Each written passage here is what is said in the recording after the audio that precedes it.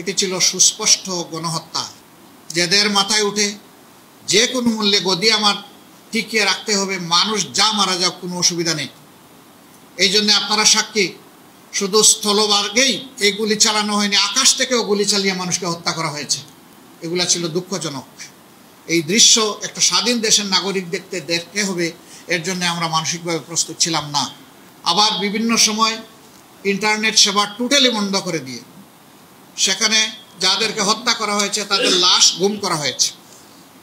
সর্বশেষ আপনারা দেখেছেন আশুলিয়ার ঘটনা, সেখানে ট্রাকের উপরে লাশের স্তূপ, তারপরে ধরিয়ে দেওয়া হয়েছে আগুন।